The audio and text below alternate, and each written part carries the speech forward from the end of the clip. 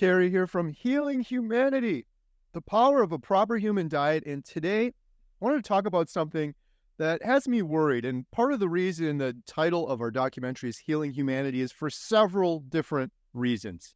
One thing that's just insane to me since I've been doing this proper human diet now for over 280 days, my life has changed forever. Lost weight, depression, anxiety gone, snoring gone, arthritis gone, the pain in my foot, the gout, the IBS, sleep apnea. I'm no longer on medication. Changed my life forever. But the crazy thing is what I'm seeing with my own two eyes when I'm out there in the general public, and just this mass acceptance of or normalization of humanity's behavior that is frankly crazy. I know when people first hear this, they're going to say, oh, you're overreacting. Oh, you're being dramatic. But it is crazy what is going on out there in the world. The foods that people are putting into their bodies, the sickness, the disease, it's rampant. Mental health issues, depression, anxiety, it's through the roof. Cancer, despite billions and billions of dollars spent on it, is going through the roof. A big part of this is twofold, and I believe it's a huge problem for humanity as a whole. And there's a couple of videos I've watched recently that were just like, this is some really good stuff. I wanted to share this a little bit with you and react to it. I'll have links in the description for each of these. One of these is called mass psychosis. Now, I know this sounds a little dramatic, but just stick with me here for a minute. I think you're really going to I think this is really going to resonate with you. I'm just going to show a little clip from each of these. But with our inability to deal with the forces of our own psyche, we are our own worst enemies, or as the Latin proverb puts it, man is a wolf to man. In Civilization in Transition, Jung states that this proverb is a sad yet eternal truism, and our wolf-like tendencies come most prominently into play at those times of history when mental illness becomes the norm, rather than the exception in a society, a situation which Jung termed a psychic epidemic. Mental illness has become the norm. That is happening right now. Again, most people are going to think I'm being dramatic, but really think about it. Try to step back and think about it. Humans are not meant to be consciously anxious their entire lives. I lived that way for over a decade, and so many friends and peers of mine I see, they're constantly anxious. They have mental health issues, depression, anxiety. Humans are not meant to be in a constant state of anxiousness. They're not. That's only there like if a lion's chasing me down in the wild. Okay, then my adrenaline should go up and I should get some anxiety so it could save my life. I shouldn't be anxious every waking moment of every single day, and it's become the new normal. It's not normal. It is becoming ever more obvious, he writes, that it is not famine, not earthquakes, not microbes, not cancer, but man himself, who is man's greatest danger to man, for the simple reason that there is no adequate protection against psychic epidemics, which are infinitely more devastating than the worst of natural catastrophes.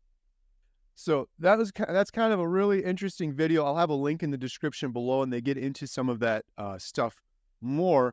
But there's a couple other I wanted to show you. The experiment you'll be taking part in today involves the perception of lengths of lines. As you can see here, I have a number of cards, and on each card there are several lines. Your task is a very simple one. You're to look at the line on the left and determine which of the three lines on the right is equal to it in length. All right. Just a quick recap here. These are some college students who are doing an experiment, and the gentleman in the white t-shirt, he's the only individual not in on this. The other 5 are just actors. And so they're going to show them these lines, which you can clearly tell which line matches the other line. Well, the first round, they're all going to say the correct answer. But then after that, the 5 individuals are all going to say clearly the wrong answer. And then they want to see what the single individual person is going to do that's not in on it. All right, we'll proceed in this order. You'll give your answer. Only one of the people in the group is a real subject, the 5th person with the white t-shirt. Move forward a bit. 2, 3, 3, 3. All right. But on the 3rd trial, something happens. 2, 2, 2. 2. 2. The subject denies the evidence of his own eyes and yields to group influence. Isn't that crazy? So that's one example, but they did this experiment over and over and over again, and it happens over and over and over again. The individual conforms to what the rest of the group is doing, despite they know the truth in their head. They're going with the untruth. They're going with what's false because the rest of the group is going with it. They've done this experiment over and over and over again. In this example from Ash, but other individuals have done it as well. I was watching a YouTube video earlier. They did it in an elevator. They would have 3 actors go in an elevator, and then they wait for just a single individual person to come in the elevator. The 3 actors would all turn around, and they would face the opposite end of the elevator. Instead of facing the door, like most normal humans do, they face the wall. And this man has apparently been in groups. Oh, great. But not the possibly. But even the another of the fact that put I don't cut other way.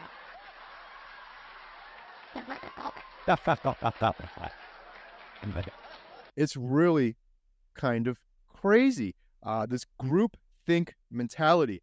Well, then I found this video, and this is the craziest one. This is the best one of all. Point where you can't question, you can't provoke, you just have to adhere to consensus. For whatever value we think we're creating, I can guarantee you the end result is the establishment and maintenance of norms that do not reflect public consensus.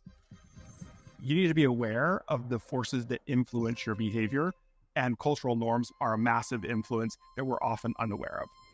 Did you catch that part? Because that was very important. You need to be aware of the forces that influence your behavior. So much of what humanity and society does is influenced by outside factors that aren't in our best interest. And oftentimes we're doing things that aren't in our best interest, or they're actually detrimental to our health, to our livelihood, to our happiness, simply to conform with the larger group. It's crazy. Let's watch a little bit more. Cultural norms are essentially group consensus at scale. Norms lurk in the background. We rarely think about them. And unless we are actively challenging them and making sure they are valuable, they will eventually become collective illusions.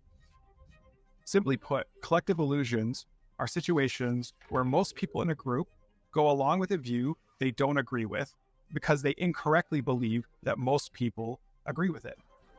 Did you catch that? So as individuals, we have things that we believe in that we know are our truths, but we'll ignore those and we'll go with the bigger group, even though we don't agree with it, just because we feel like everyone else agrees with it. But in actual reality, those people don't even agree with it. They're just going along with the group or whatever force is pushing that out there. It's really crazy. And when it comes to the proper human diet and this healing humanity kind of idea, it really hits close to home because you look around in public, and I believe as an individual, what is natural for humans is what is best for humans. When I eat the proper human diet, I feel amazing. When I'm outside and I'm getting sunlight, natural sunlight in my eyes versus sitting indoors and getting fluorescent lights in my eyes, I feel amazing.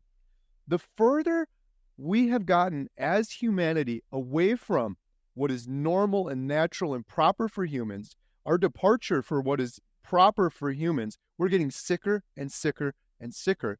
I don't believe individuals feel like, yeah, I feel a lot better when I'm sitting under fluorescent lights. I don't believe that individuals feel like, I feel a lot better when I eat sugar and candy bars and Mountain Dew and Doritos. But they look around in the public and they go to the grocery store and there's junk food everywhere and everyone's eating it, everyone's partaking in it. So they think, the collective vision here, this is just sort of normal. In the case of nutrition, it's worse because we have 2 problems.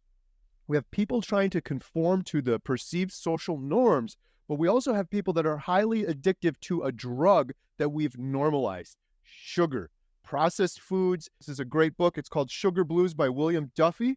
And it says, consumed at the rate of over 150 pounds per person per year, it's as addictive as nicotine or heroin and as poisonous, responsible for numerous health issues such as depression, fatigue, diabetes, obesity, heart disease, and more. It is sugar. And by the way, my friends, this was written in the 1970s. In the 1970s. It's insane, but this has been normalized. You look around, it's everywhere. Everyone's eating it. Everyone's consuming it. It's in every product in the grocery store. It's in every product in the gas station. And we've normalized it. And because the people themselves are upholding the illusion, only the people themselves can dismantle it. Do you hear that? Only the individuals themselves can dismantle it or fix this problem. Now, he gets into a really good example here, so I'll let it keep going. Collective illusions. I'll leave a link in the description below for all these videos. As human beings, our brains are absolute energy hogs. Your brain's always looking for ways to reduce energy expenditure. Well, one of the best ways to do that is through the use of cultural norms. There are things we agree to as a society that help us grease the wheels of social interaction. They make life predictable for us. Cultural norms usually reflect the prior generation's group consensus, not our own.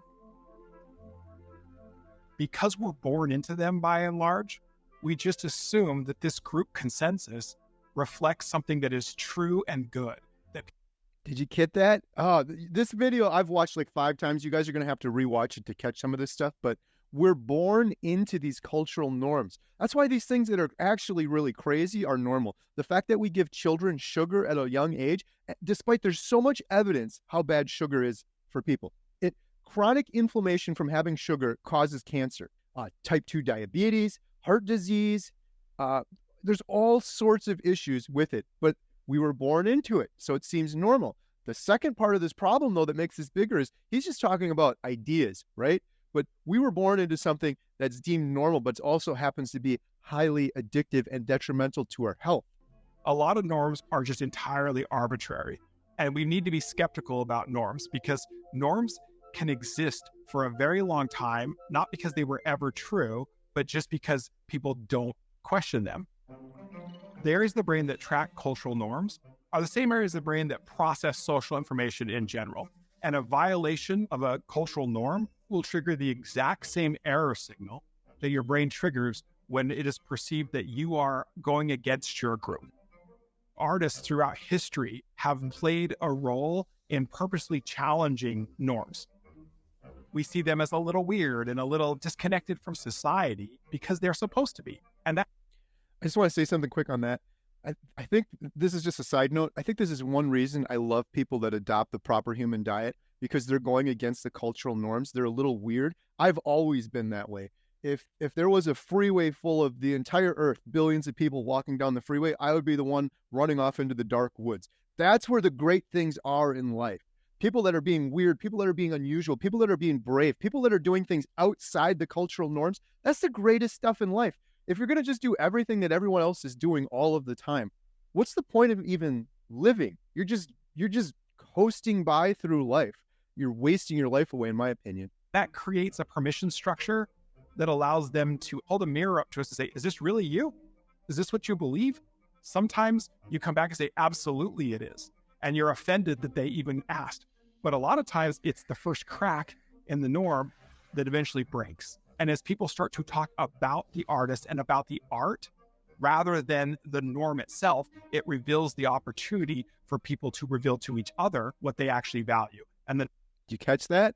I think that's kind of what's happening with this this whole sort of proper human diet movement. I put my YouTube video out there telling my testimony, and it's kind of putting a little crack in what the norm was.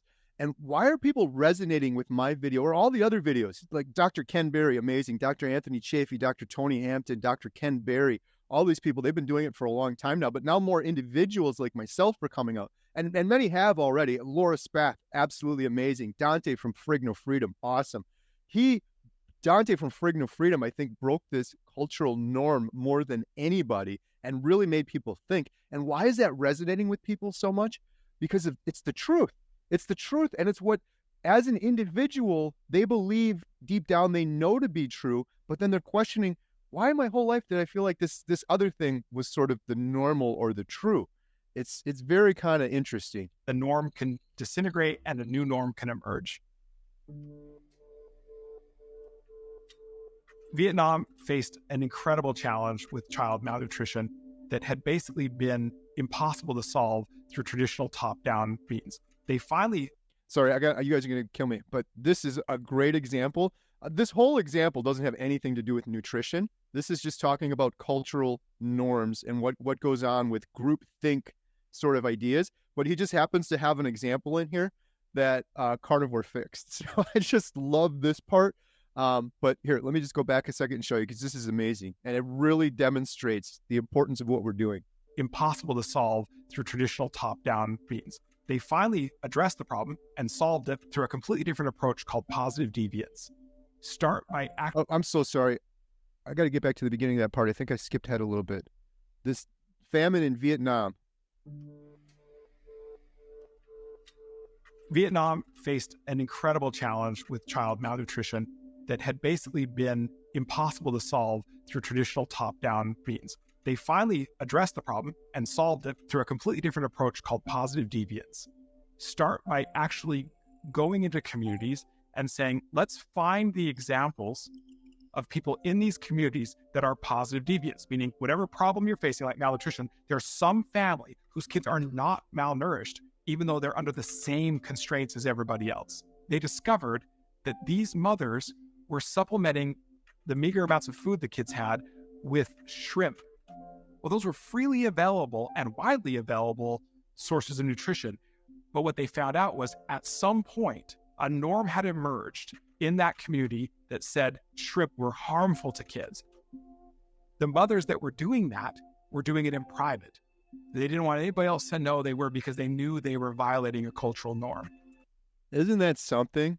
How ironic is that? This example, again, this guy has nothing to do with nutrition, but the one example, Carnivore actually fixed the issue. But what he's talking about, deviating and going away from what the norm is and highlighting those that are working, that's like us carnivores. We're deviating from what the cultural norm is, and we're all having this amazing success, and we're sharing it with the world. That's why I encourage people so much. I have since the beginning. People that say I'm out here doing these YouTube videos to get famous or to be powerful or to make money, then why would I be elevating the voices of all of these other individuals? I think what I'm doing without actually knowing about it, so I saw this video more, was I'm trying to break this cultural norm by elevating the voices of other people that are having the same successes that I have and putting their examples out to the world, how this has changed their lives forever, just like these people did. Now, these people, imagine if they just hid that from other people. They didn't. They got the word out, and it changed things drastically. It wasn't enough to tell people to feed their kids shrimp. They had to find these mothers and elevate their voices and allow them to communicate to other parents and bring. See this? I love this chart. Similarly behaving people. So this is positive deviance. That first red dot on there, that could be Dante Ferrigno from Ferrigno Freedom. So many people saw his video. Then you got Dr. Ken Berry, a huge dot on there. Dr. Chafee. And then you got all these individuals doing this positive deviance. People behaving differently, but they're having good results. And it's breaking that social norm. Break that cultural norm. But once they did, they made dramatic gains in child nutrition for decades. The fact that we're so hung up on top-down, expert-driven solution to everything is the only reason why positive deviance seems strange to us. But in reality, it's the only way you can ever drive social change under collective illusions that are rooted in cultural norms. If you understand that fact, and you create the enabling conditions that allow everyday people to reveal who they really are to each other, these illusions can crumble in a hurry, and social change can happen at a scale and pace that would otherwise seem unimaginable. We can do this. We can overcome this. We have to, basically what he's saying is, we have to get the truths out there, our individual truths out there that will break these social norms that clearly aren't normal. As individuals, when you sit down and think about it, our escape and departure from what is natural to humans has led cancer rates through the roof, obesity, diabetes, mental health, depression, all of these things. As individuals, we know these things shouldn't be the social norms. So we've got to get the word out there and share the truth. Part of the problem with some of this is social media exasperating these cultural norms. You know, you turn it on, you see people eating candy and junk food and doing it, and it seems normal, but it can also be the antidote to those things because we can share our stories far and wide. And when we break those social norms, people want to hear that. I think that's why some of my videos have been so popular, frankly, is because people want to hear the truth. People want to hear the truth. We can't even pronounce half the ingredients in the foods we're putting into our body. We're giving children highly addictive drugs called sugar, getting them addicted from a young age so they become lifelong sugar consumers that leads to chronic inflammation, heart disease, diabetes, and if you do it long enough, cancer. Billions and billions of dollars spent on cancer, and we've barely made a dent in it. Why? Because we're continuing to eat these foods that we were never intended to eat. As a society, as humanity, we're fatter, we're sicker, we're dumber, we're slower. It's against everything we should be doing, we're doing. And if we were to just switch it, we could truly feel what it's like to be alive, to live to our fullest human potential. It's amazing. Humanity, society, life in general for so many people would be so drastically improved if we broke this cultural norm of the standard American diet. So I hope that helped you. Again, huge shout out to these videos. There's some really interesting stuff here. And I will have a link in the description for each of those below. Please leave a comment if you will. And thank you so much for watching.